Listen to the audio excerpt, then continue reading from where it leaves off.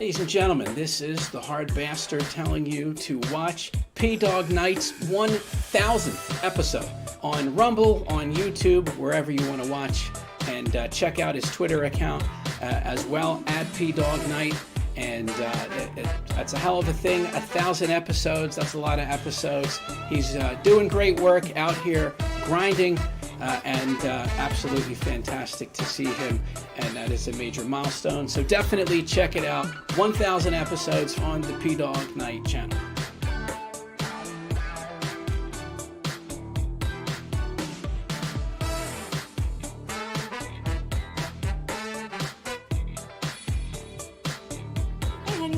Just want to say congratulations on your 1000th episode. I love you very much and I'm very proud of you.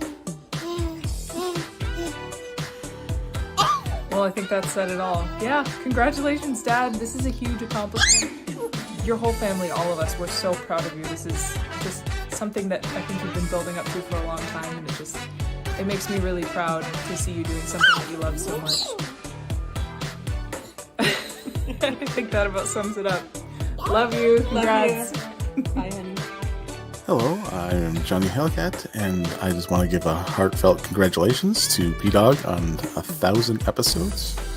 Been watching since day one, and hope to continue on. Keep up the good work, and congratulations again. Hey, salute to P-Dog Night. Congratulations on your 1,000th episode. It's been an honor and a privilege getting to know you and come on your channel. And you always have an awesome discussion, awesome topics to hear about, enjoy the content. So congratulations on that 1,000th episode. Hey, what up, P-Dog? I just want to congratulate you on a major milestone, bro. 1,000 episodes? Man! That ain't nothing to sneeze at. Anyway, I just wanted to show you some love because not only have you been a huge supporter of the Hoteps, but you've been a big inspiration to me, big fella. And I know that 2023, you ain't got nothing but fire coming down the pipe, bro. Salute. Congratulations. Hi, P-Dog. Congratulations on 1,000 episodes of Morning Nights. I had such a wonderful time on your show, and here is to 1,000 more. Congrats. This is Gabrielle Clark, and I'd like to say congratulations to P-Dog Night. The Morning Night Live has been bringing us the news and making us laugh for 4 years. 1,000 podcasts. That's a wonderful accomplishment. Congratulations. Good morning. I just want to throw out a big congratulations to the Morning Night Live, hosted by P-Dog Night on his 1,000th episode. That's huge. Let's go. Hotep and build. Congratulations on episode 1,000, Sir P-Dog. Here's the 1,000 more. P-Dog Night. P-Dog Night, happy. Congratulations, your 1,000th episode. Appreciate that. Appreciate you. You've been a hard grinder on YouTube. You've been an inspiration for all. You know what I mean? We're lucky. The community is lucky to have you. Shout out to P-Dog Night. Here's to 1,000 more. Hey, P-Dog. It's Maddie, and from Maddie and Ronan, congratulations on 1,000 episodes, dude. You lasted longer than I did doing the news, and I hope you have many, many more episodes to come. He has, the name of his show is The Morning Night Live, and he's consistent. Like every morning, he right there. He got the takes. You know what I'm saying? He got the hot takes. I've been on the show a bunch of times, I believe. I know just recently. Yeah, so y'all gotta check that out. I had a chance to meet P-Dog. He came to HotepCon. Shout out to the good folk that came to HotepCon. It's a wonderful time. He's a giant. I don't know if people know that he's a giant. He's a humongous person. You see him like, yo, what the fuck, Shaq? You know what I'm saying? He's a humongous human being, but he's got a big heart too. You know what I'm saying? Got a real big heart. He's a real good guy. He's been supporting us for a really, really long time. A huge partner to the show over the past few years. So yeah, shout out to P-Dog Night and congratulations on February 10th. Y'all got to go subscribe to his YouTube channel. Go subscribe to his YouTube channel February 10th, celebrating his 1,000th episode. That's lit. Yo, what's up, P-Dog Night? It is I, Gothix, and I wanted to make a quick video to first of all say thank you for speaking logic and reason in a world that is very illogical these days. So I appreciate you using your voice and using your platform and joining in on the good fight. And also, I wanted to congratulate you on reaching 1,000 episodes. That's a big deal. That's a lot, all right? I don't know how you do it, but you know what? Keep doing what you do. Your voice is so needed, and I hope that there are many episodes to come. Hey P-Dog, this is Charlie D'Angelo. I just wanted to wish you a happy 4 years and 1,000 episodes, brother. That's a big, huge milestone. And here's to 4 more years and 2,000 episodes. God bless and peace out. This is Undoomed, and I would like to congratulate P-Dog Night on his 1,000th stream. Congratulations, buddy. Hey P-Dog, 1,000 shows? Wow, amazing. Congratulations. I knew I liked you when YouTube started striking your channel. Anybody whose channel YouTube keeps striking is okay with me. Congratulations. P-Dog, this is Christopher Marino coming at you at the Chris Marino on Twitter from the Pacific Northwest. I want to tell you congratulations on your 1,000th episode. It was an honor to be on your show in the past. I look forward to being on your show in the future. Keep going. Woo!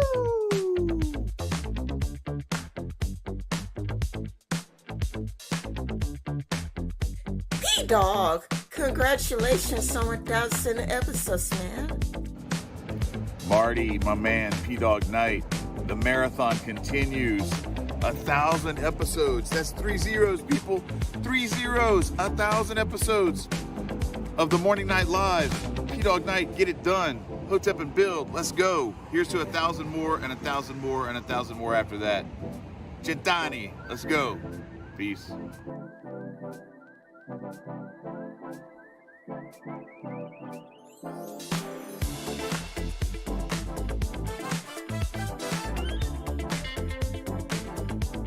The original lawyer dog, the Lord of Jurisprudence, P-Dog Night, congratulations on 1,000 episodes. The work you put into evolving your style and building your audience over the years really shows, and it's all thanks to your dedication, sincerity, and humor. All the best in 2023, and here's to 1,000 more. Take care. What's good, y'all? Cassius Cam here, wishing P-Dog a huge congratulations for his 1,000th episode. It's a guy who's been consistent, honest, and on the ball the whole time. Keep tuning in. Congratulations, P-Dog. Hey, P-Dog. It's your boy Pat. I just want to say congratulations on your 1,000 episode, man. Like, wow, 1,000. That's a feat. That's an accomplishment. Yes.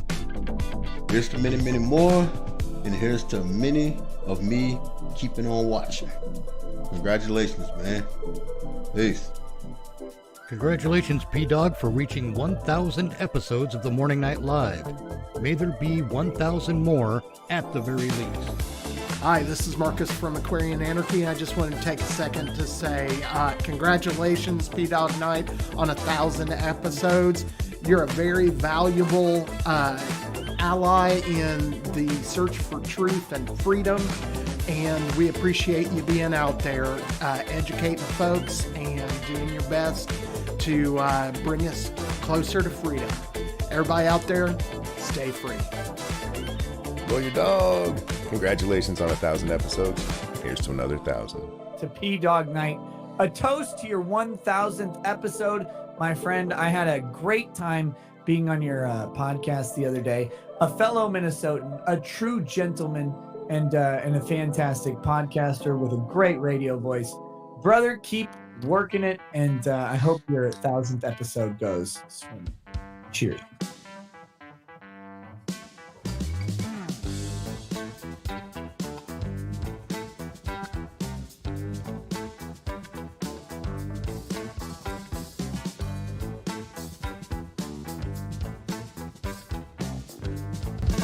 Alrighty then. Good morning.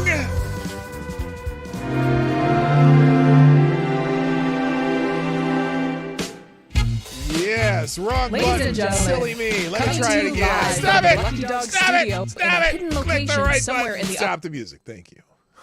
Hi. Hi there. This is my face down here. I'm over here. Not that one, but this one. I'm the one talking. Good morning. Welcome to the show. It's Wednesday, Hump Day. And I was gonna do a bunch of topical stuff, but I saw this thread on Twitter, well, a couple of them actually. I'm gonna go through both of them, but then I saw this article, and it's the inspiration behind that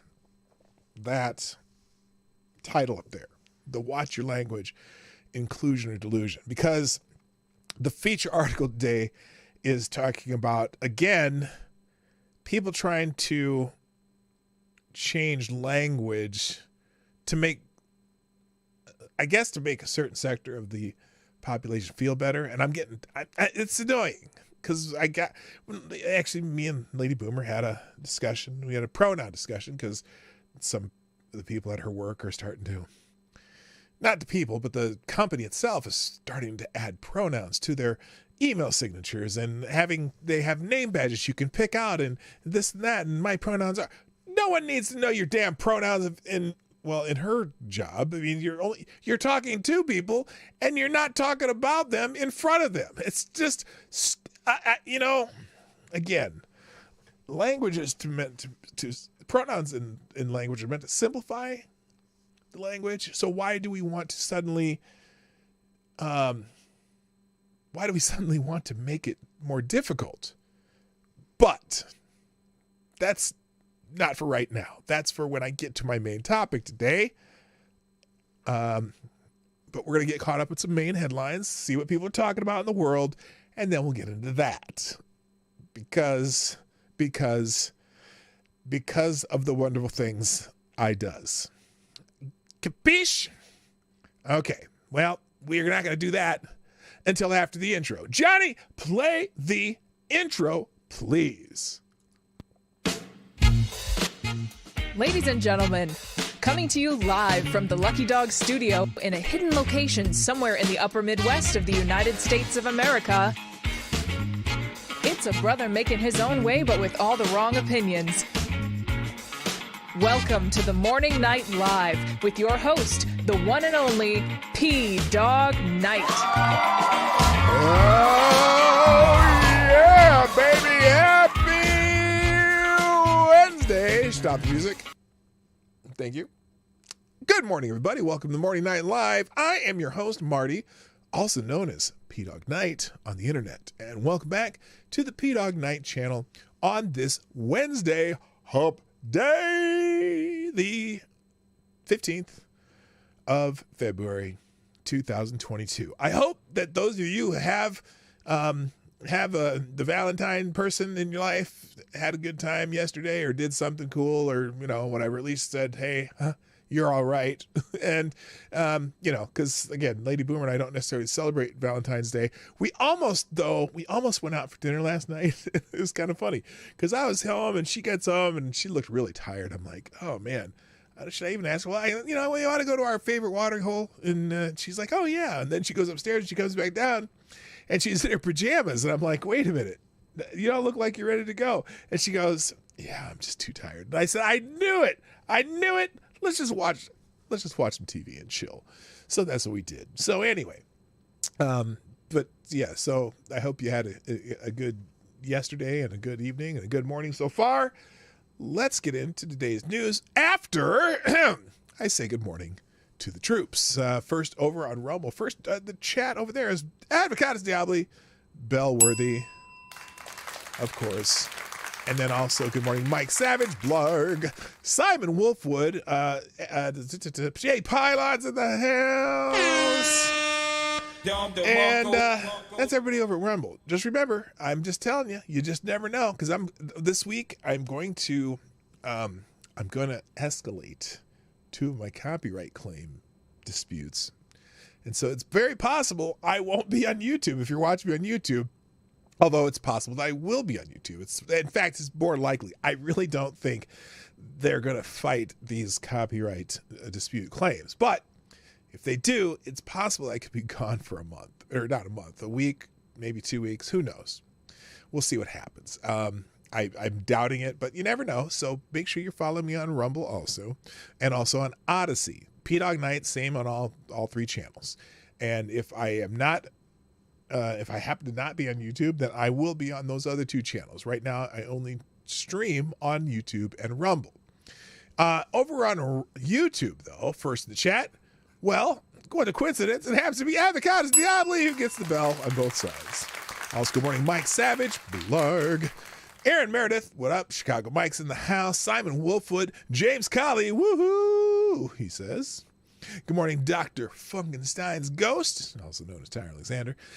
Good morning, Special Cat Acid. Foxmore, back after a short banning on YouTube commenting sections. I guess you got a 24-hour timeout. Excuse me just a second.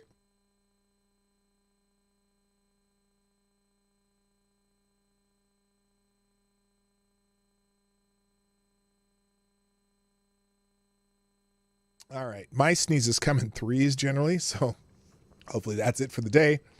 Also, good morning to Lord Stanhope is over there. And also, let's see, Don Julio, Gulf City Biker and Trash Man. Nice to see you.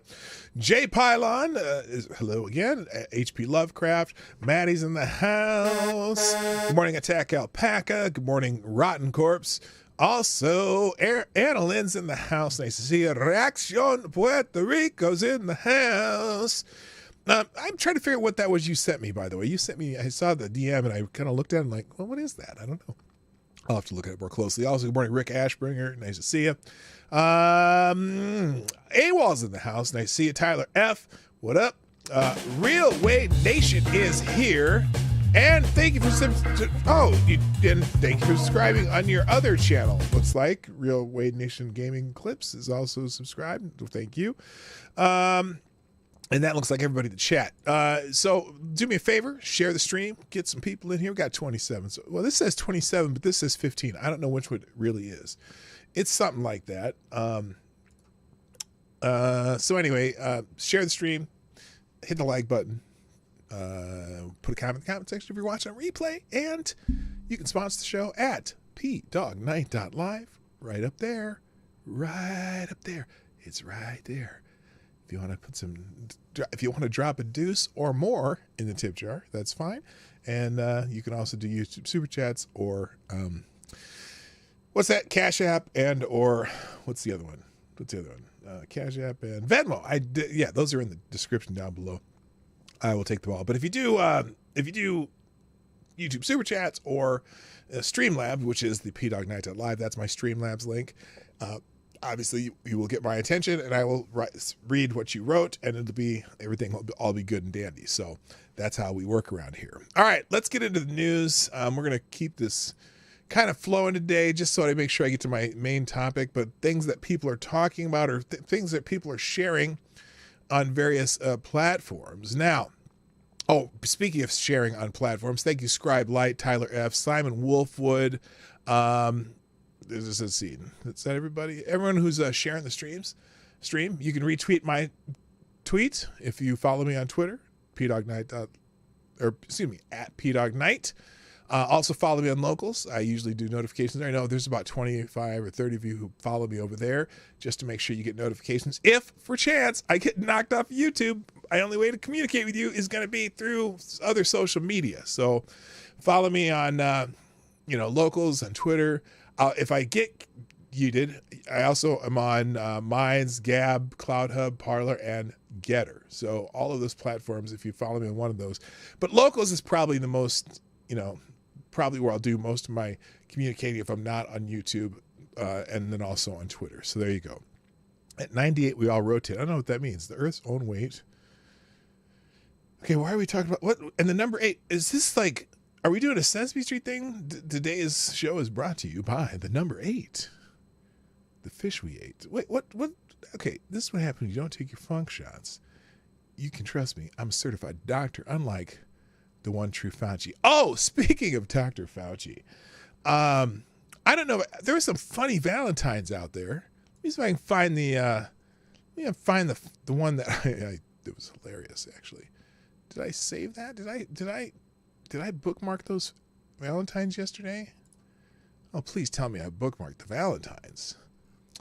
Oh, for FFs. That's it's early in the show, so I can't swear. Good morning, Jaeger Pony, my favorite Canadians in the house. How you doing, bud? Good to see you, sir. Well, let me see if I can find it, because the best might have been the best Valentine ever. There were some great Valentines. Why is this? What the hell's going on here? Good Lord.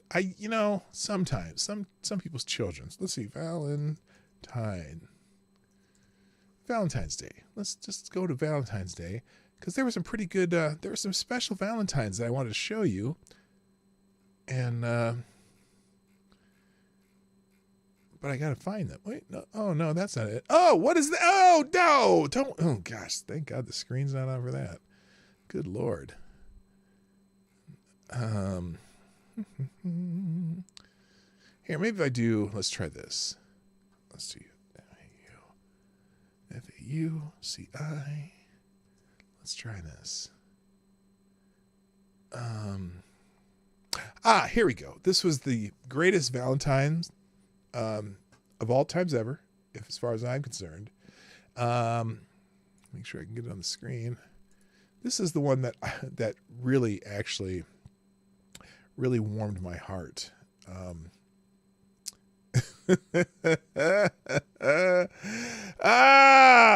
Dr. Fauci. You make my heart stop. Yes. Wild thing. You make my heart stop. I just thought that was hilarious. There were a bunch of funny ones on there. There was one with Jeffrey Epstein. The message was, don't leave me hanging, be my Valentine. There was a bunch of them that I can't remember the rest of them off the top of my head, but the Fauci one was, that was extra special, I thought. And so there you go. All right. Let's get into things that people are talking about. Apparently, if you ask Brian Krasenstein, one of the famous Krasenstein brothers, the fact that retail sales were up 3% in January is a big damn deal, and it is trending on Twitter. I like how the Krasensteins, everything they say is breaking. Good morning, Jen T. What's up? I see ya. Breaking. Retail sales are up 3% in January, shattering expectations on the positive side. Now this is great. I like how these guys are the masters of propaganda. The U.S. economy is blowing away he knows a little bit. Never mind. I'm not going to say that. I was going to say it. I want to say it so bad, but I can't say it. The U.S. economy is blowing away other economies in the world. This is all happening despite the Fed increasing rates. Thank you, Joe Biden, for your stable, sensible leadership. Oh, the 3% jump in January retail sales. Well, look. Now, it's interesting because someone says, now this guy says the reason retail sales are up 3% in January is because inflation is up 10% since the Biden administration took over. Resign, you effers. And you know what effers means. But I don't know if that's the real reason. Here's the guy from CNBC. Is that where this dude's from? Here's him mentioning the retail sales numbers. I'll fit them on the screen there. Here we go. Here's what he says. Let's go to January retail sales. Probably the other side of the equation to yesterday's inflation data, expecting a headline number up 2%. And surprisingly, it's better. It's up 3%. Okay. And this is a pretty good number considering 4 out of the last 6 months have had negative signs in front of them. Now, remember, 4. Now, and I think this year to year. I'm pretty sure this is year to year, right? It's not month to month. It's January retail sales compared to last year's January retail sales. So if last year's retail sales in January were completely in the dumper, then you're going to expect it to be up, and they did expect it to be up 1.7%. And despite inflation, now I don't know how they calculate this too. Is it adjusted for inflation, or is inflation included in that? Of course, if it's going to be higher inflation, you're going to have higher sales because everything costs more, right? Up 3% is the strongest number that we've had since October, which was the last time we had a positive number, which was 1.1. Now, it's amazing, too. So in October was the last time we had a positive number, right? So this is year to year. So in November, year to year, it was down. December, year to year, it was down. September, year to year, it was down. And August, year to year, it was down. Okay, now, that's interesting mainly because if you're thinking about comparing it to 2021 when a lot of people weren't even leaving their houses because of, various restrictions in various states, that's really odd. But anyway, it is good news that retail sales is up. It's not necessarily going to curb inflation, which we've already found out because inflation month to month was up 0.5%. If you strip out autos, and by the way, autos also, minus autos also negative 4 out of the last 6 months, expecting up 0.9%, almost triple that, up 2.3%. Up 2.3%. So that is the strongest read, boy, going all the way back to March of 21. March of 21, so a very good number. Wow, and if we strip out autos and gas, also expected up 0.9, it was up 2.6. 2.6, and that's the best number in that series also since March of 21. And finally, the control group, which is used for other economic data points up the economic food chain, so to speak, expected up 1%, is up 1.7%. 1.7% is the best since January of last year, so let's call it a one-year high. Retail sales in all forms today is better than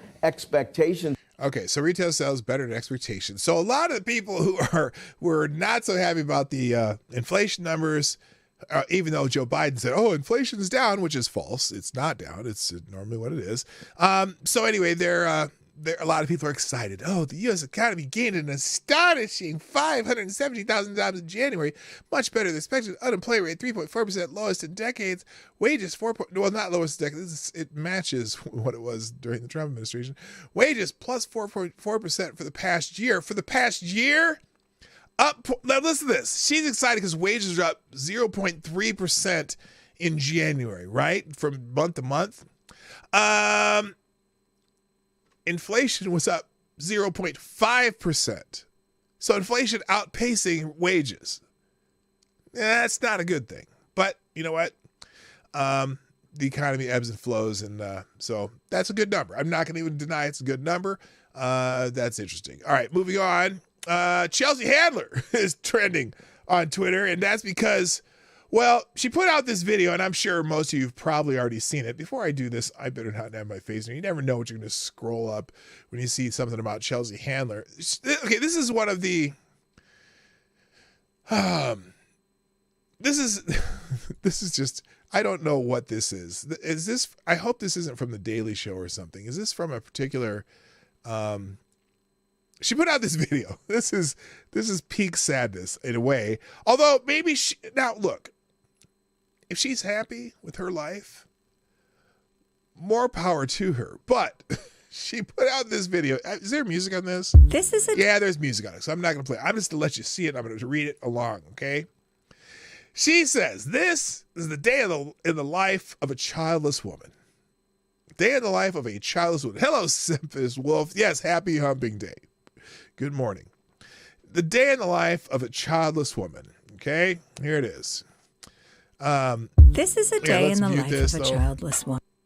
Okay. At 6 a.m. I remember that I have no kids to take to school. Now, again, she says, I muted that. She says, I remember I have no kids to take to school, so I went back to bed. And then she gets up at like 12:30, I guess. I'm probably going to get a content thing on this. So she gets up at 12:30 and goes and drinks coffee, right? A busy day of doing whatever the I feel like. Okay, so then she has a busy day of doing whatever she likes. Here, let's see if I can. I don't want to play this. It's really. What does it say? What does she say here? I can't remember.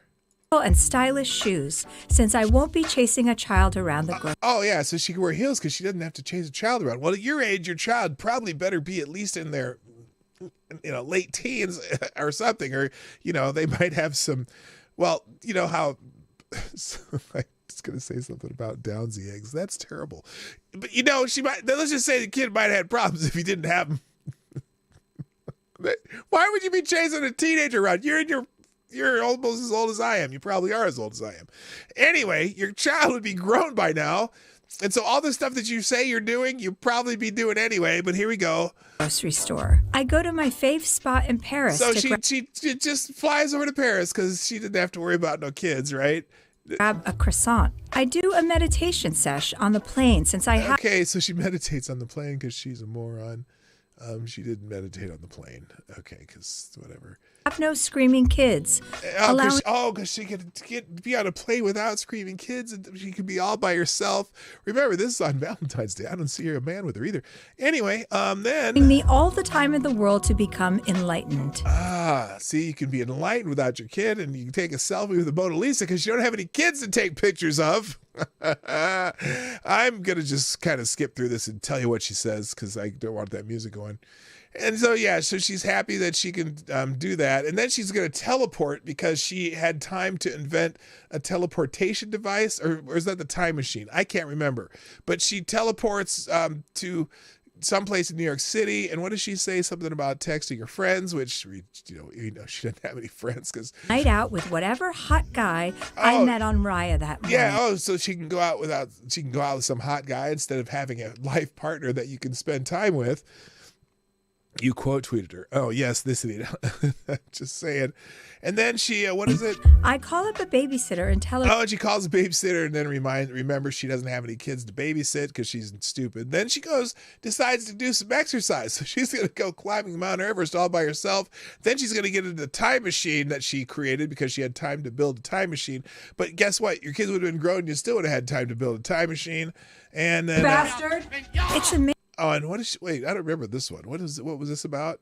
She goes back in time and she kills Hitler. That's what she says she did in her time machine. It's amazing to do when you have this much free time. Okay, so it's amazing what you can do when you have this much free time.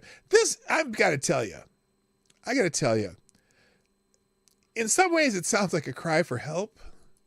But again, I guess I don't really care if she's happy with the fact that she's gone through this far without having kids. Now, and also, it is a joke. It is supposed to be funny. And you got to wonder, does she have those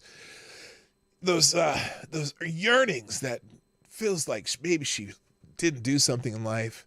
But there's a lot of people who are not happy with the people who are making fun of this. That's the problem. So now this Gina Botempo says if she had a baby when she was 30 years old, Chelsea Handler would have this same freedom today because her child would have been grown up.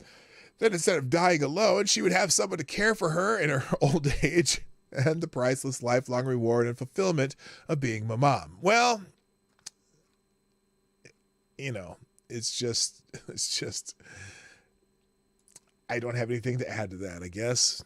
That's true. So, but that's trending on Twitter because people are making fun of Chelsea Handler. Although there are some people who, are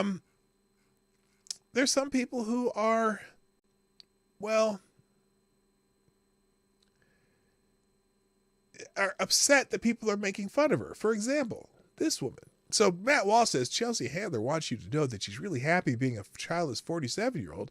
Like, seriously happy. She's so happy, you guys. Okay, nobody says she's sad. She's not. Definitely not. And then this other one says, this lady says, I don't care much for Chelsea Handler or most of the things she stands for, but what is the point of this post? To mock unmarried childless women? How is this helpful? How do we treat unmarried men? Do we treat unmarried men this way? Well, I don't know. Did they make fun of George Clooney for serial dating and never marrying anybody? Although he eventually married someone, right? They kind of shamed him into marrying someone. Or the Surfs. Now, this is another one. Did every single right-winger lose their shit because Chelsea Handler said that she both never had kids and is happy? Well, I don't know. Like I said, I don't care. If she's happy, more power to her. But it's almost like it's not that she's saying that she said that she's both never had kids and is happy. She's in sort of mocking people with kids, right? I mean, don't you think she's kind of mocking people with kids? Oh, yeah, I don't have to listen to your screaming kids. I never had to get a babysitter. I never do this. I can do this. I have freedom that you never have, blah, blah, blah, blah, blah. Okay, good for you. But are you also mocking us, the people who have children? I don't know. Maybe I'm not going to do a poll. You can just say in the chat if you think she's mocking people who have kids in a way. But for me, it sounds like a sad life. My kids are awesome, and now they're grown and they're still awesome, and they're starting to have their own kids, and those kids are awesome, and I love it. So that's me. I'm happy my way. She's happy her way. More power to you. Bitch. I'm sorry, I shouldn't have said that, but it's true. Okay, let's move on. Other things trending. Now, I've seen this article pop up quite a bit. So the shooter at Michigan State, there was I don't know if it was a mass shooting, shot some people in Michigan State. I guess it's technically considered a mass shooting. 3 people were killed, 5 people were injured. Apparently, this Michigan State shooter had a prior felony gun charge dismissed by a progressive prosecutor. Now, the other article was, so someone had put this article up here yesterday. I saw this in the Detroit News. State officials identified a 43-year-old Anthony McCrae who had a history of mental health issues and was charged with multiple gun-related crimes in 2019 and the believed gunman who killed 3 people and wounded 5 others at Michigan State University. He was found off campus after dying of a self-inflicted gunshot wound and was identified less than 9 hours after police lifted a campus-wide shelter-in-place order for following a mass shooting. Officials said, okay, so they found him, right? This is the guy, and here's the problem, okay?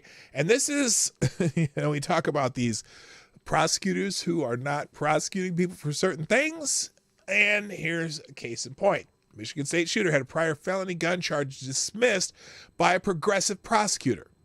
A gunman killed 3 and wounded 5 at Michigan State University on Monday, who would have been barred from owning a firearm at the time of the shooting had he not had felony gun charges dismissed by a progressive prosecutor. Anthony McCrae was charged in 2019 with illegally carrying a concealed handgun without a permit, but later had those charges dismissed by the Office of Ingham County District Attorney Carol Seaman or something like that. Her office instead let McCrae plead guilty to a lesser misdemeanor gun charge, and he served little more than a year on probation, which ended in May 2021. He initially faced up to 5 years in prison for the felony charges, the Detroit News reported. Simon retired from the district attorney's office at the start of this year after facing criticism from judges and law enforcement officials for her soft on crime policies. The same year that McCrae was released, Ingham County Sheriff Scott Rigglesworth, that's an interesting name, pushed East Lansing City Council to reconsider her internal felony firearm charging policy, which he said does not hold people properly criminally accountable and increases the likelihood of additional gun violence. So, that's interesting because, these district attorneys are loath to enforce certain laws against the disadvantaged, but these are the same people who probably are going to ask for more gun laws, which in this case, the progressive district attorney didn't want to prosecute. So, now, do we blame this? Well, on her? Well, let's put it this way. Seaman made it her office's official policy in August 2021 to drop mandatory prison sentences for felony firearms charges. That doesn't sound like she's practicing gun safety laws, which, gun safety laws, which means don't point at anything you're not going to shoot. Anyway, she said the sentencing enhancement led to a dramatic racial inequity and was not in any way linked to the goal that we share of keeping the public safe. Well, I guess that thought didn't last, did it? How's that working out for you? Now, Simon, I don't know. It'd probably be more fun to call her Seaman. But I'm going to say Simon just so I don't have to make that joke over and over. Good morning, Sleazy. Good morning, Shrapnel. Good to see you in the chat. Simon is part of George Soros's vast public safety network. She has participated in international criminal justice reform junkets with other reform-minded prosecutors like Philadelphia's Larry Krasner, Chicago's Kim Fox, and Los Angeles's George Gascon. Wow, that's the who's who of the Soros public prosecutors. Why even have prosecutors if you're not going to prosecute crimes? Okay. Anyway, so this is now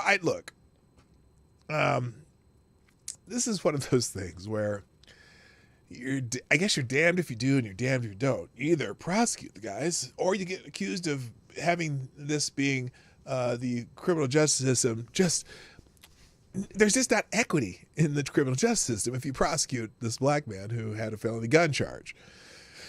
But guess what? Let's see, 2019. Okay, 2019, it would have been possible 5 years mandatory sentence. 2019, 2020, 2021, 2022, 2023. He may have still been in lockup at this point, and some kids at Michigan State University would be still alive. We found out now. I have some fraternity brothers that we didn't go to Michigan State, but they're one of the guys who died was a member of the fraternity that we belong to, and it's even though it's not part of something, it's not really a part of me. It's in a way tangentially. It's kind of weird just to even think that. So anyway, all right, we're going to move on. Now I have a document here from the United States Court of Appeals for the Second Circuit. Now, why do I have a document here from the United States Court of Appeals for the Second Circuit? Well, this is something from the Jeffrey Epstein case, and I don't know why this was out here, but and it's the appellant. Excuse me, not Epstein, Ghislaine Maxwell. Ghislaine, I know it's Ghislaine or something like that, but Ghislaine sounds funnier considering the circumstances. Apparently, there was an appeal on something here. So the appeal on the above captioned case from judgment in the United States District Court for the Southern District of New York was argued on the district court's record and parties' briefs. So there's a summary here. And let me if this means anything to you, you can let me know. The district court failed to conduct the requisite particularized review when ordering the sealing of the materials at issue. So this is about the sealing of the materials, the evidence, the little black book of Jeffrey Epstein. But, so when they say materials, that's the one that everyone wants to know about, right?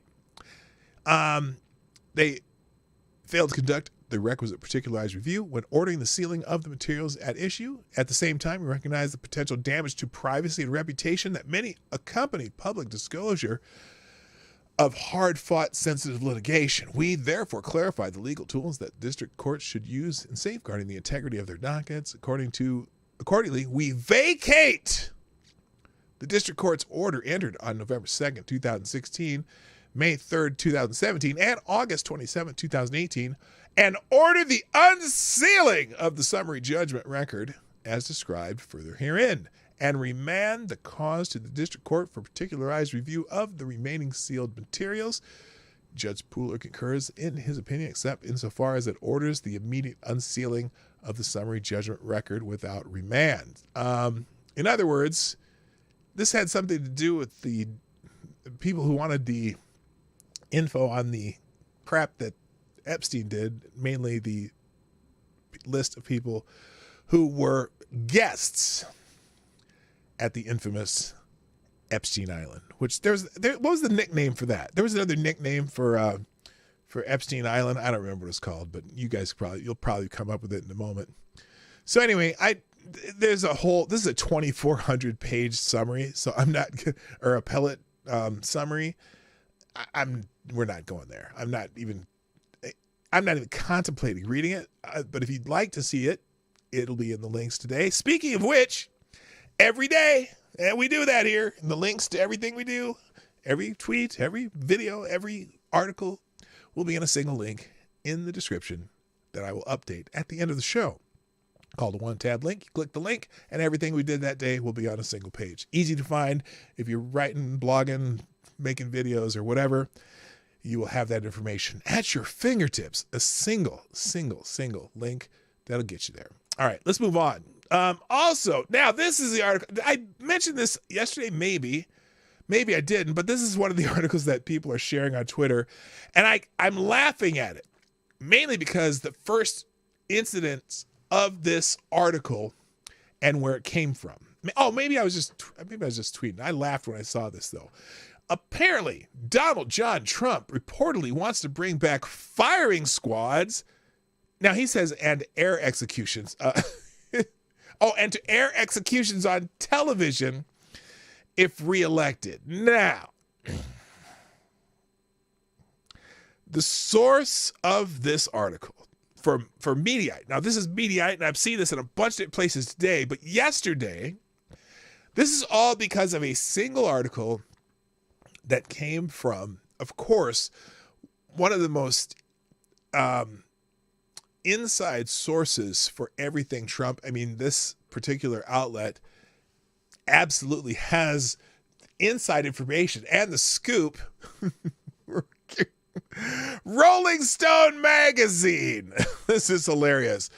But here's how Mediaite writes it, because it's so funny to me that they believe that these Rolling Stone reporters have the inside scoop on things that Trump. Now, Rolling Stone's totally anti-Trump, right? Former President Donald Trump has been widely discussing with close associates ahead of his 2024 presidential campaign, bringing back the death penalty, expanding the execution methods used by the federal government, and even broadcasting executions as a means to deter violent crime and drug dealers. Now, let me just say something. If they did that, maybe people would think twice. Who knows? But Rolling Stone reported this on Tuesday, citing multiple sources close to Trump. Oh, really? Did they name them? Or were they someone said, or someone close to the former president said, or sources say, or experts say, their favorite weasel words? The article, the Rolling Stone's Azwin Subsang and Patrick Reese write that Trump has been regularly asking those around them, what do you think of firing squads? The article adds that Trump has talked about bringing back death by firing squad, by hanging, and according to two of the sources, possibly even the guillotine. He has also, sources say, there's the famous words, sources say, discussed group executions. Trump has floated these ideas while discussing planned campaign rhetoric and policy desires, as well as his disdain for President Biden's approach to crime. Let me edit that last sentence. As well as his disdain for President Biden's lack of approach for crime.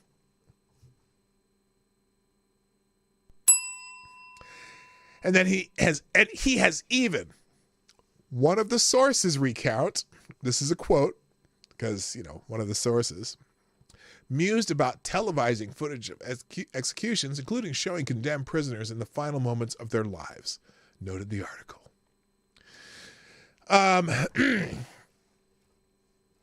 And this just goes on and highlights the article. Let me just say this. Would public executions be a deterrent to crime? I don't know. I'm sure that in some ways it might, but the idea that Rolling Stone magazine has this scoop on this, and now today, after reading that article yesterday, all these other media outlets are following suit, right? They're all reporting on what Rolling Stone reported. Does this, to you, Does this sound like an op to you? It just sounds like if one outlet writes it and then all the other outlets copy it without verifying it, that's an op. And they're not verifying anything. Did they call anybody? Did they call anyone in the Trump campaign? Did they call anyone, who actually is willing to go on the record to say this? And they go on, Trump has long called for the execution of drug dealers and this and that, which, yeah, sure. There used to be a federal death penalty, and it's kind of not being used. So anyway, that's something else, that people are talking about. Also being shared is this Daily Beast article, which Daily Beast, everyone's favorite. Apparently one of the Charlottesville tiki torture dumbasses killed himself before a drug smuggling trial. So Teddy Joseph Von Newcomb, what a name, Von Newcomb, one of the most prominent faces from the 2017 neo-Nazi rally, was set to face trial for smuggling fentanyl across the southern border. Hey, we miss you already there, Teddy. So this is the guy. This guy, his face has been prominent because he's been in the middle of a bunch of pictures. Apparently, he killed himself. He was about to go on trial for smuggling fentanyl. So, hey, anybody gonna miss him? I'm not. I don't care. I'm sad that he killed himself, but don't care. So, but it's a big deal to all the. This is big because all the lefties are retweeting this as if anybody gave a shit about this guy. But here he is again. That's the guy. So anyway, you probably remember this photograph. It's one of the more iconic and awful images of the Nazi torch march at University of Virginia campus on August 11, 2017. On August 12th, the man in the center was elated to see himself on the cover of papers across the country. Today, I can tell you he's dead. So they're rejoicing in his death. Look, FTG, I could have saved this one until tomorrow. Who cares? Good. I mean, if he's smuggling fentanyl, he's a jackass anyway. And he was one of the prominent ones yelling, Jews will not replace us. Well, whatever, dude. Goodbye. That's what I need. I need that lady from, what is that show called? Not The Missing Link, the Weakest Link. Remember the show The Weakest Link? The lady says, goodbye. I need one of those on the thing. So next, Reason magazine, the U.S. State Department funds a disinformation index that warns advertisers to avoid Reason magazine. Okay, it was among listed. It's so Reason, this website, whatever outlet, is listed among the 10 riskiest online news outlets by a government-funded disinformation tracker. Oh, the government's telling you who's dangerous and who's peddling misinformation. So the Global Disinformation Index is a British that's a British government. That's probably why. Is a British organization that evaluates news outlets' susceptibility to disinformation. The ultimate aim is to persuade online advertisers to blacklist dangerous publications and websites. One such publication, according to GDI's extremely dubious criteria, is Reason. GDI's recent report on disinformation notes that the organization exists to help advertisers and the ad tech industry in assessing the reputational and brand risk when advertising with online media outlets and to help them avoid financially supporting disinformation online. So this is basically a fake agency that is blacklisting certain websites, hoping that advertisers will not support them. Because they say shit that they don't like. If you don't like what they say, let's see if we can get their advertisers to stop advertising with them. Well, the GDI's recent report on disinformation notes that the organization exists to help advertise in the ad tech. Oh, I just said that. The U.S. government, evidently values this work. In fact, the State Department subsidizes it. Okay. This is where it gets sketchy. The National Endowment for Democracy. nonprofit that has received $330 million in taxpayer dollars from the State Department, contributed hundreds of thousands of dollars to GDI's budget, according to an investigation by the Washington Examiner's Gabe Kaminsky. Should the State Department spend public money to help an organization pressure advertisers to punish U.S. media companies? The answer is hell to the no. The First Amendment prohibits the U.S. government from censoring private companies for a good reason, and the government actors should not seek to evade the First Amendment protections in order to censor indirectly or exert pressure inappropriately. So here's the outlets that this place is doing. Our State Department is funding this bullshit. Here's some of them. 10 riskiest online news outlets. One of them, the New York Post. Boy, they really that Biden laptop shit really got to them, didn't it? Reason.com. Risk level high. Real clear politics. Risk level high. Wait a minute. Real Clear Politics is an aggregator of various news outlets. Are you serious? And they have the best polling because they have the best aggregate polling in the business. It scored poorly on the content pillar due to the prevalence of biased and sensational language, which risk misleading and manipulating readers. Really? I wonder if the Daily Beast is on there too, or Vice, or Vox, or any of those stupid outlets. I bet they're not. Daily Wire, risk level high. Oh my goodness. Anyway, they have a bunch. Is there a link to the? Here it is. Here's the list. Oh, I don't want to do that. I want to go back. Hang on. Let me go. It's listed. Here's the list. I'll leave this out here too.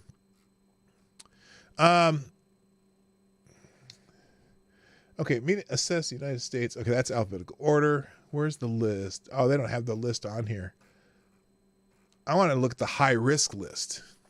Anyway, this is the GDI Global Disinformation Index website funded by our State Department, trying to get advertisers to not advertise on certain websites. All right, moving on. Now this one, I want you to take it not only with a grain of salt, but an entire salt lick. And that's because it is satire. I admit, I'm going to tell you beforehand, it's satire, so no one thinks that I actually believe that this is true. But remember I told you the other day that Ilhan Omar was a little upset about the fact that we're not really paying attention to this disaster in Ohio, and that she was one of it's not just Republicans bitching about it, because it's out in a kind of a highly Republican area, and the media outlets don't seem to care that much. But Ilhan Omar was one of the Democrats who was saying, this is messed up. We need to be investigating this. We need to look at this. Well, here's a satirical article. I'm telling you again because I don't want anyone accusing me of thinking this is true, but it is funny because remember the place where this happened, this train derailment and the nasty chemicals going up into the air, is called East Palestine, Ohio. So this is a funny satirical article with a headline that says, Ilhan Omar withdraws support for East Palestine after learning it's in America. Okay, that is funny. It's not true. It is satirical, but Representative Ilhan Omar has canceled a planned rally to support the victims of the East Palestine chemical spill after learning East Palestine is actually in America. Oh, East Palestine is just a small town in Ohio? Is that where all the white people live? And she said, a disappointed voice to her brother while they were out on Valentine's Day date. Who cares about Ohio? Some train did something. Who cares? Okay, this is not true. It's satirical. Please, libs who happen to run across this, cool your jets. It's just a funny little article, and maybe you think it's not funny, but I think it's hilarious, and you can bite me. Anyway, so that is funny. All right, let's move on. Now, here's what the main topic is today, because there's this article in the Telegraph. Is that London, I believe? The London Telegraph, the Telegraph of London, whatever they like to call it. And it's about science. Science. She blinded me with science. She blinded me with science. So here's what science is up to these days, because, you know, you can't have science without an agenda, right? Because now it's not just science. Science must have an agenda. So according to a new study or something, I guess it's a study. Is it a study? It's, well, experts say, prepare yourself. We need to change language. You should use, quote, egg producing, end quote, not female. Say scientists. In call to phase out binary language.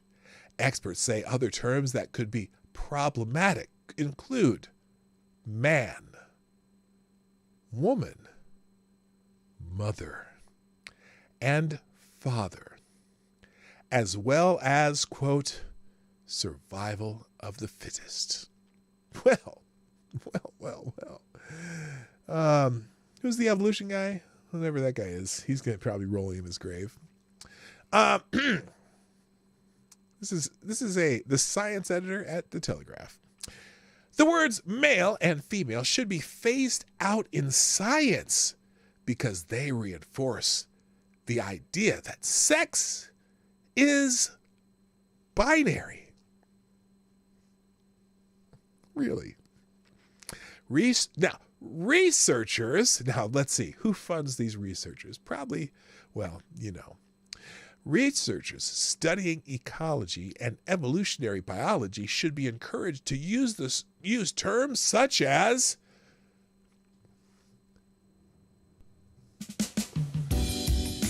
sperm producing or egg producing or XY, XX individual, to avoid emphasizing heteronormative views. Wow, those sound sexy. Yes, Charles Darwin, thank you, CNN Sucks. By the way, welcome CNN Sucks, the most redundant name on the internet. Other words and terms deemed problematic include man, woman, mother, father, primitive, advanced, alien, invasive, exotic, non-native, and race. So don't run the race. The terms gathered were part of the EEB, Ecology and Evolutionary Biology Language Project, founded by a collaboration of scientists in the U.S. and Canada. Oh, shocker! Shocker! Who would have not guessed it was in the U.S. and Canada? Of course it is. Of course. Good God. Hello, Dutch. What's happening, my brother? Nice to see you. Who claim some terminology is not inclusive and could be harmful. Harmful to who? Harmful to who? Now, good God. Let me ask you a question. So, clearly, when we refer to sex, we usually are talking about reproduction. And reproduction, you know, and not everyone can reproduce, but in general, the rule, versus the exception to the rule, is that in reproduction, the male is the one who produces sperm and whatnot, and the female is the one who has the eggs and yada, yada, yada, right? And we have that classification throughout the animal kingdom. I have the question, who the F, and since it's deep into the show, who the fuck cares if you offend, let's say some muskrats, okay? Muskrats, they're getting it on, and you realize as you observe as a scientist, oh, that muskrat has the penis, and that muskrat has the vagina, and that's their fucking, and their sperm. I'm not saying sperm producing and egg producing. One is a male and one is a female. It's not, look, only the humans of the species apparently have a problem with the terminology. And they're the weirdos who have the problem with terminology. And we're catering to the weirdos. Okay? Please stop this nonsense. Okay? Science is not... Look, we're using observations and language that make it easier for everyone to be on the same page. And now you're just trying to change language to mess everybody up because you think it makes some fringe group of people feel better. I don't care. How about, rather than changing language to be more inclusive, how about conditioning some of the people who are having problems to be able to learn that there are some realities in the world? That would make a lot more sense to me. Okay, I'm going to try to read a couple more paragraphs of this, but I can't. It's amazing to me that this BS is seeping into the scientific world. Okay? This is not science. Just because there's anomalies, oh, well, sex is not binary because there are intersex people. No, intersex people are an anomaly that happens in 0.18% of the world population in humans. And maybe it happens in the animal kingdom too, but it's still a tiny percentage. It's an anomaly. It's just like the anomaly of Down syndrome. It's just like the anomaly of someone born without an arm. It's just like the anomaly of people who are born blind. We don't change the entire category of people just because someone is blind, right? They're just our blind brothers and sisters, right? We have some people who have sex anomalies. It's not, these people are nuts. This is all just a bunch of sociology majors trying to justify their own existence. Look, we're helping. Fuck you. We're actively holding things back. Yes, thank you, Jaeger Pony. Straight fire right there. So anyway, the terms were gathered. I already read that one. Even one of the most famous scientific concepts of all time, the survival of the fittest, should no longer be used because it discriminates against people with disabilities and is linked to eugenics, they advise. No, it doesn't. Guess what? Those people with disabilities are part of the fittest, you fucking morons, because they're still alive. It doesn't mean that they're, it doesn't mean they're pumping iron, Arnold Schwarzenegger style. This is just talking about how certain evolution, that's an evolutionary concept. The ones who survive are the ones who, and look, oh my God, I'm going to start on a rant. I can't do it. I'm sorry. Now, because here it is. It discriminates against people with disabilities and is linked to eugenics, they advise. Survival of the fittest was proven false a long time ago anyway. Yeah, I know. But, if you say that was once the concept, you can dispute it, right? You should be able to say that was a concept, and you could then learn why maybe that wasn't totally the case. Because the people with disability are still alive. We didn't just let them die. Speaking about the term fitness, widely used in biology to signify the success of a species in its habitat, Haley Branch, a doctoral candidate at the University of British Columbia, said, okay, it's a doctoral candidate. That explains a lot, right? This is some dipshit that was probably scrolling through Tumblr 10 years ago, which is about the right time for this bullshit to start popping up. She said, the definition is about reproductive output, which doesn't take into account individuals that don't produce offspring. Yes, it does. Yes, it does take into account individuals who don't produce offspring, because not all individuals produce offspring. And it's not because they can't, or if it's because they can't, maybe something isn't working, but it's still an anomaly. It does take into account, oh my God, it does take into account individuals who don't produce offspring. Whether they just don't choose to not to, or just happen to not to, or are unable to. It still takes them into account. That's just part of science. Sometimes you try to figure out why they don't produce offspring. But it does take them into account. Jesus Lord. However, critics warn that abandoning traditional terms for the sake of inclusivity could leave science lacking precision. Really? Really? Duh. That should be a big fat duh. Hello, Rachel Madhouse Dildo. And thank you for the happy 1,004 episodes. I appreciate it. By the way, remember, y'all, you're the sponsors of the show. Sponsor of the show. Over there. Anyway, and Resolute Germ, how you doing? Survival of the fittest was ended by the welfare state. Okay. God. Regardless of intent, the project of re-engineering language will cause confusion to many, and the last thing that scientists need is a lack of clarity about the meaning of the words they use. Damn Skippy. Because look, even if you try to force this type... Oh, wait a minute. Oh, no! Professor Frank Furedi, an education expert at the University of Kent, said, I think that when you characterize terms like male, female, mother, father as harmful, you are abandoning science for ideological advocacy. Oh, give that man a cookie. Damn Skippy, Dr. Furedi. Regardless of intent, the project of re-engineering language will cause confusion among too many, and the last thing that scientists need is a lack of clarity about the meaning of the words they use. The EEB Language Project, which was launched in this month's Trends in Ecology and Evolution journal, is compiling a repository of problematic words that have been identified by scientists as harmful. Wait a minute. Identified by scientists as harmful and suggest alternatives?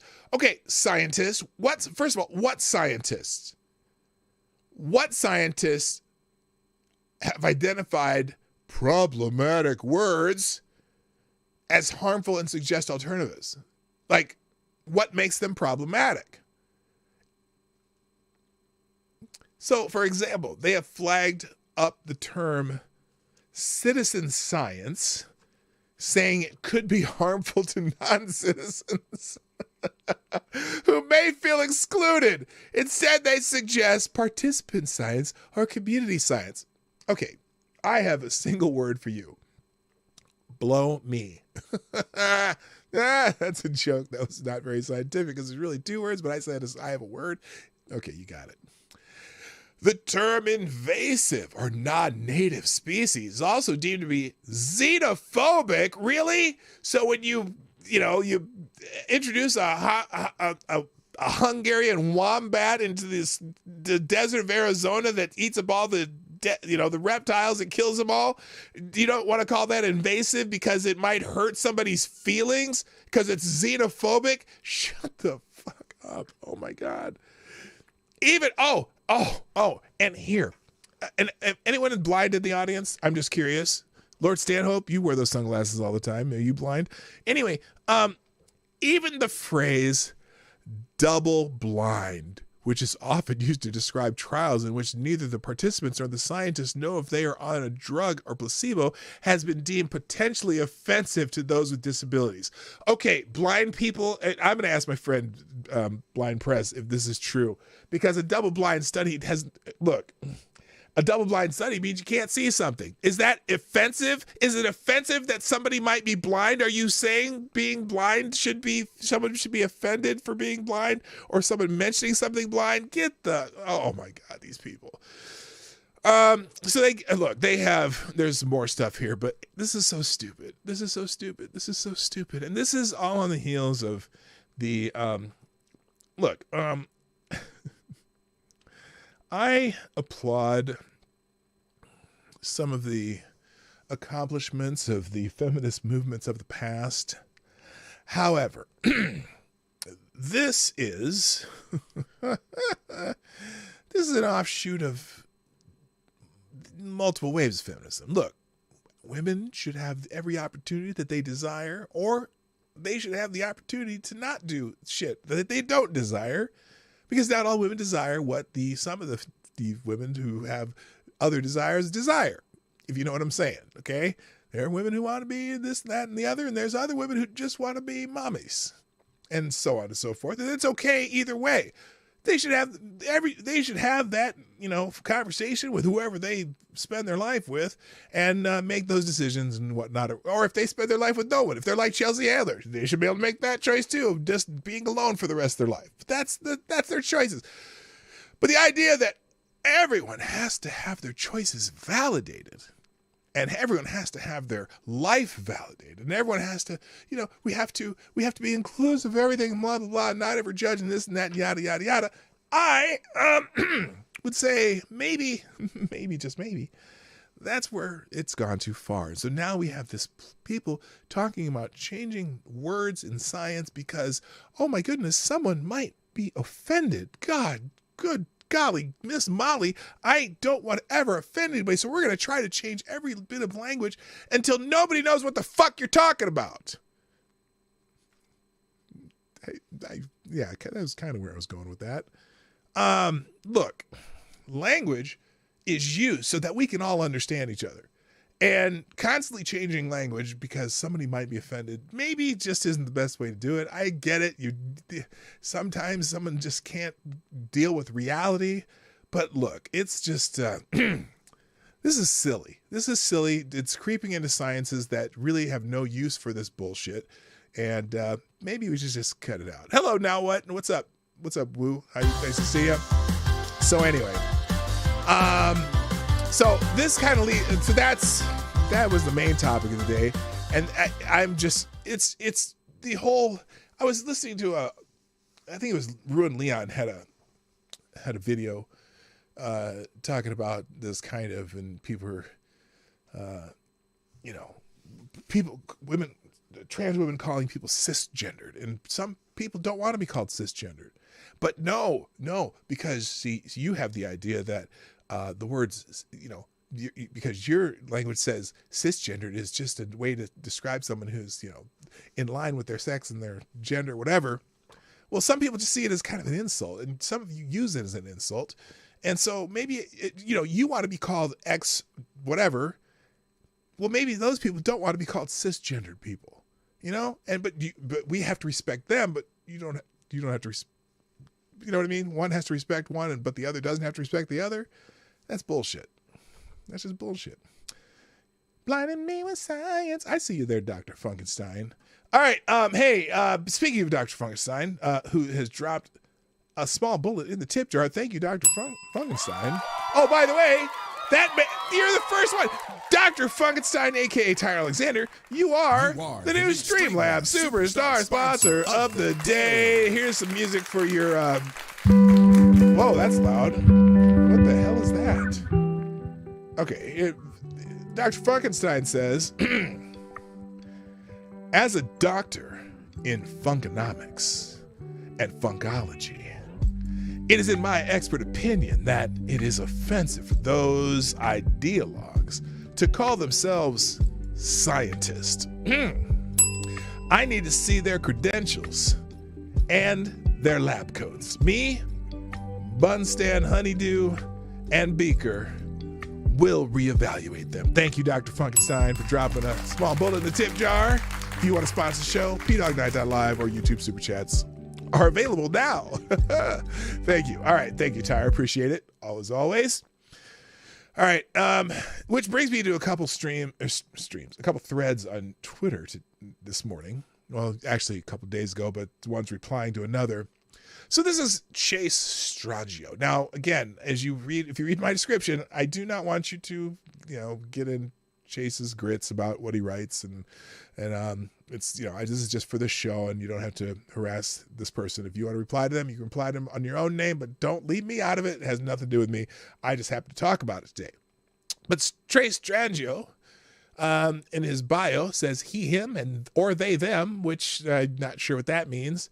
Views all my own. Well, I'm assuming that as a person on Twitter, you write your own views and not somebody else's, but that's okay. So here is Chase, a thread that was interesting to me, and then I'll tell you the reply to it also, and with lots of receipts. Okay, so Chase, and I think Chase Stragio is a trans man, and a very much a activist in the trans community. Okay. All right, so Wait a minute. Everyone has to be represented by a title. My title is Sledgehammer of Love. Oh my goodness. Wait a minute. Sledgehammer of Love. Yes. Okay. So here's Chase talking about something here. In 2016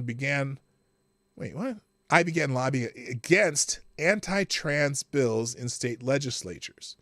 At the time, we were fighting back against the proliferation of the anti-trans bathroom bill and the false and weaponized narrative that trans people posed a threat to women and children in bathrooms. Now, I don't think the premise is that necessarily trans people are the threat, but that the fact that males are the threat, and it could be people who are trans or acting as trans people think are the threat. And whether or not they're a threat or not, are women allowed to have their own separate spaces? Women of natural variety. Okay, I'm not going to say cis because when I say women, I have a traditional English definition of what a woman is. And maybe we don't speak the same language, but if I'm speaking, assume that I'm using my traditional use of the English language. Okay, in the years that followed, those pushing these bills and ballot initiatives admitted that the safety narrative fueling the bills in public discourse was entirely fabricated. No, it wasn't. There's several incidents they would cite, but also the discomfort of women who maybe, for example, a woman who had been through some sort of trauma with somebody a penis carrying human, may not want a penis in the bathroom or the dressing room or the locker room. Okay.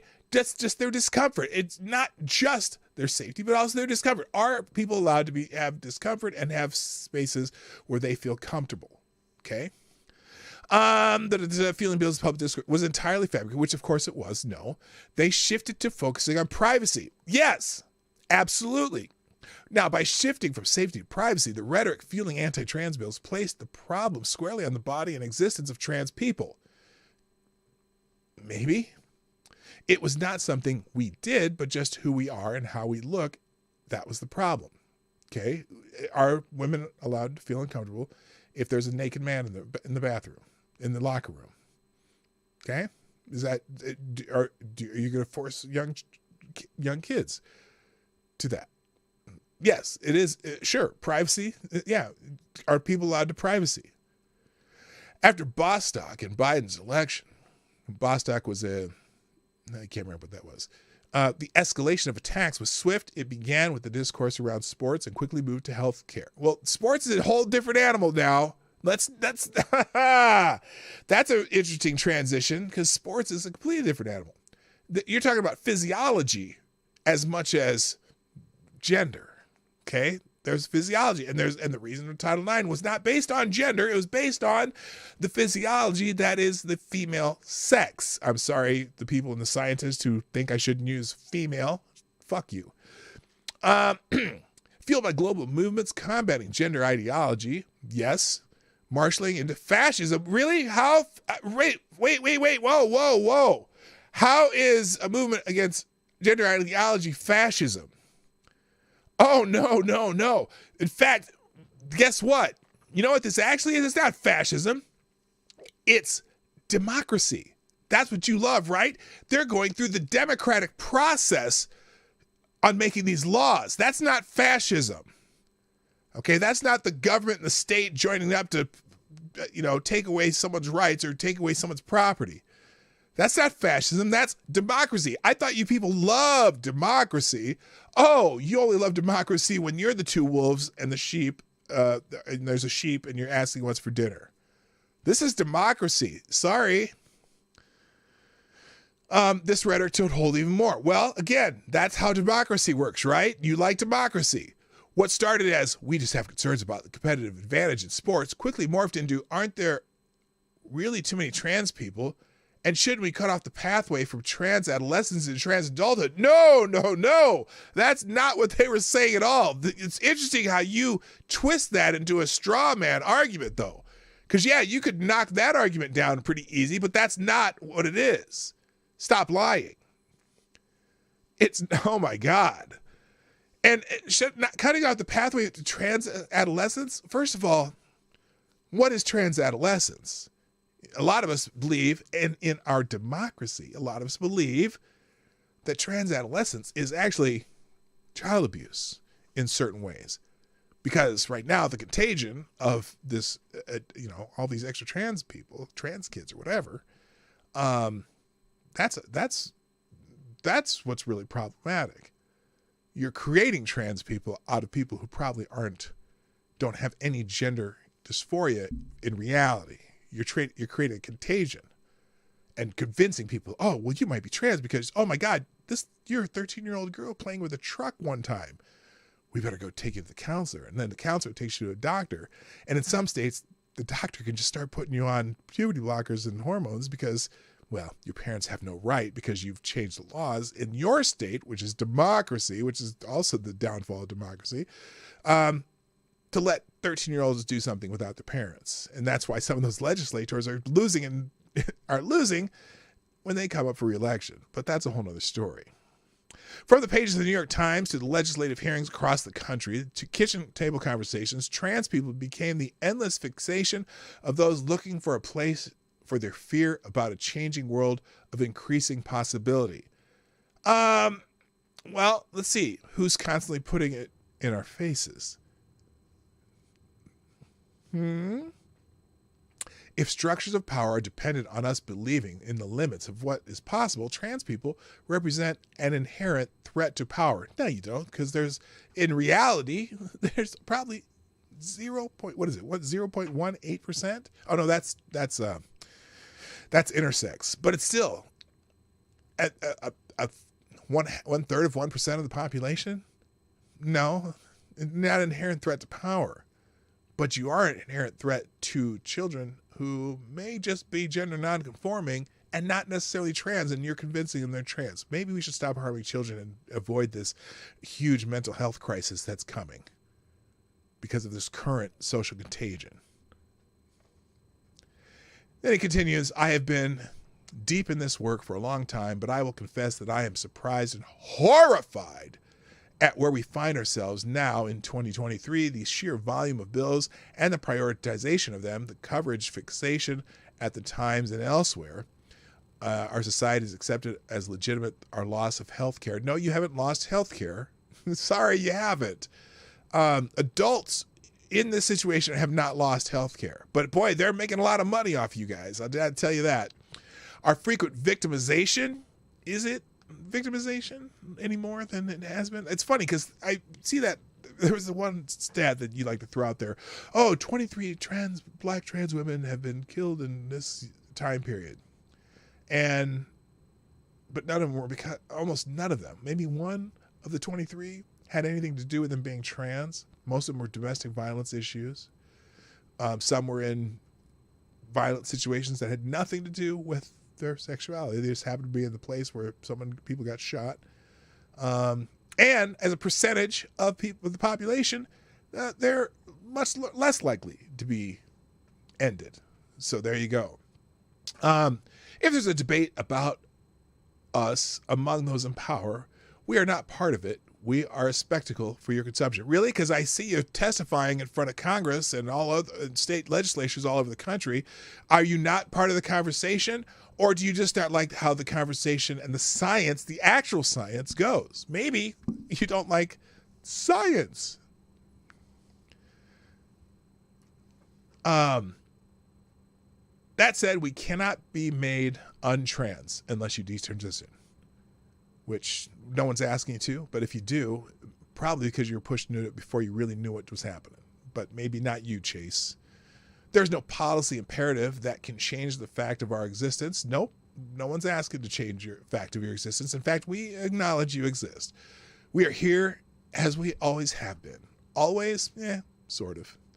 Governors Nome, Abbott, DeSantis, Cox, Hutchinson, Ivey. You may think you can sign off on our demise, but we will rise stronger to everyone who thinks we are worthy of concern, but not agency of your skepticism, but not your respect. You write us off at your own peril. Really? Is that a threat? And who says you're not worthy of concern, not worthy of agency. Look, live your life. If you're an adult, live your life. Really? But understand that the world around you doesn't just cater to you. It has to cater to the most people it can. What are you talking about? 2 governors have signed off on taking away our health care. Whose health care? Wait a minute. Taking away your health care? No one can take away your health care if you're an adult. Oh, are you talking about children? Because you're not a child. And it is not yet mid-February. More of this is coming. And you can sit by and watch, or you can realize your freedom is tied up with ours. Okay, and then it's the first comment on this. Well, guess what? If y'all would leave the adult decisions for adults to make, acknowledge, respect, and the fine line between trans women's wants and biological women's equality, then there would be no beef, no bills. Why, honestly, it's so hard to get this through your thick skull. All right, so now I'm going to read you the competing thread that referenced this thread, because this is, and I'm not going to go to every document because it's a long thread, but they're all linked in the description. They'll all be linked in the one tab link. So here's a response from someone named Leora Sapir, husband, father, Manhattanist Institute, PhD, Boston College, postdoc at Harvard, causes and consequences of institutional dysfunction. Okay. So he says, hi, Chase. You had ample opportunity to engage in civil, rational, evidence-based debate. I myself have offered you this opportunity a few occasions, and you have ignored all of them. James Cantor, PhD, author of peer-reviewed fact check of the Jason Rafferty American Academy of Pediatrics 2018 guidelines on pediatric medicine, offered to debate Rafferty or anyone else at the AAP on this issue. He was ignored. So you don't want to have a discussion, or you don't even want to discuss the science, the real science. Julie Mason, MD, and other courageous pediatricians have been begging for the AAP for a more systematic review of the evidence for years now. They have been routinely shut down and their voices silenced. There's a Wall Street Journal article referenced here.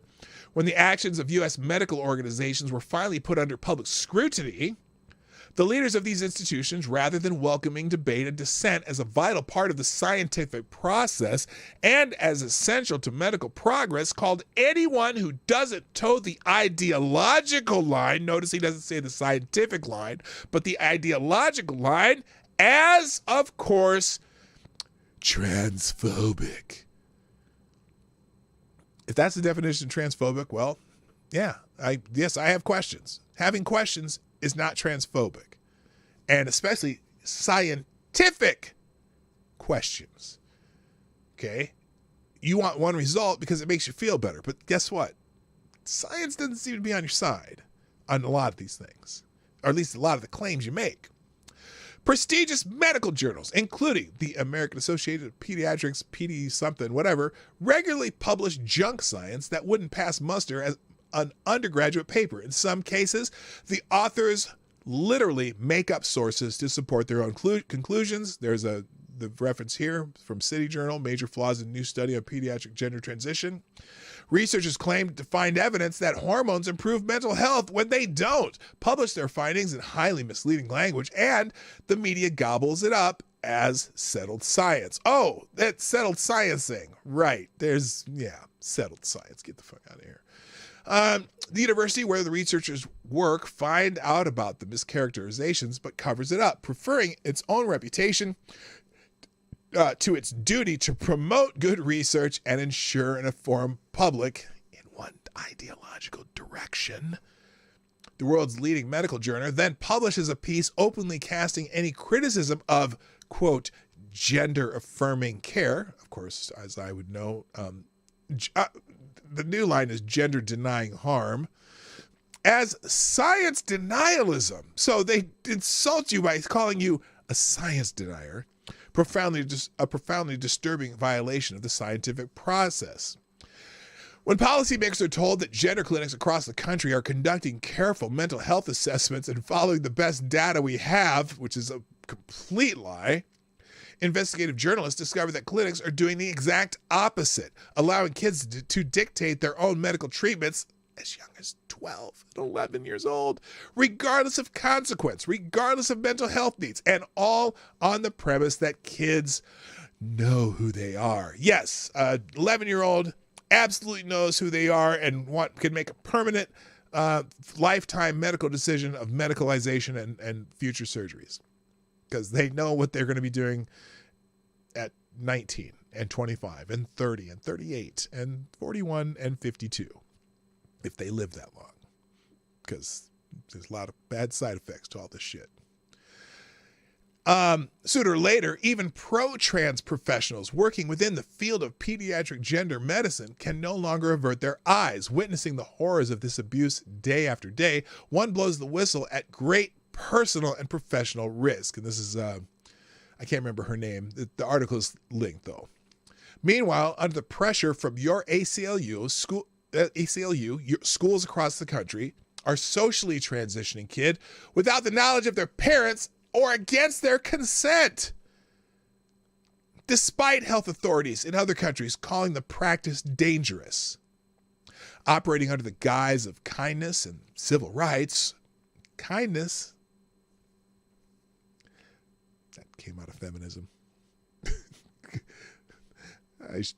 What is? Schools put children whose behaviors would until recently have been considered mere nonconformity onto a pathway of pituitary gland shutdown, synthetic hormone fluttering, or irreversible surgeries. Parents who raise concerns about the health and well-being of their children are bullied into submission with the lie. The big lie, especially in this particular field, recognized as such by doctors and research in other countries, that if they don't submit, kids will kill themselves. It's a big lie. The Biden administration takes its marching orders from an ideological activist group, medical organization that now recognizes eunuch as a childhood gender identity. The Assistant Secretary for HHS repeats discredited talking points about medical necessity and suicide. That would be the weirdo doctor. Meanwhile, lawyers at civil liberties organizations whose historic mission has been to protect and promote free speech and public debate invoke academic queer theory and vow to die on hills in order to stop the circulations of books like Abigail Schreier's Irreversible Damage. The one corrective mechanism to the dangerous ideological takeover of medicine, open, honest, good faith, rational, evidence-based debate, is dismantled by the very organizations charged with protecting it. So yes, the tide is turning, and not a moment too soon. Let this be a lesson, Chase. You cannot ride the wave of totalitarian politics when it suits you and then cry fascism when parents, doctors, researchers, journalists, and concerned citizens begin to resist, and I will add, use democracy to make the changes. We would all prefer that legislatures not practice medicine, that medical protocols be devised and implemented by medical professionals in a responsible, evidence-based way. But you have helped to make that impossible. And now you must live with the consequences. Fuck you and good night. Okay, I added that last part, but it's appropriate. And on that note, I really got to get out of here. But anyway, so that's in there, and all the articles that are linked in that are there. One of the best ones is the Reuters article. I remember reading this one a while back.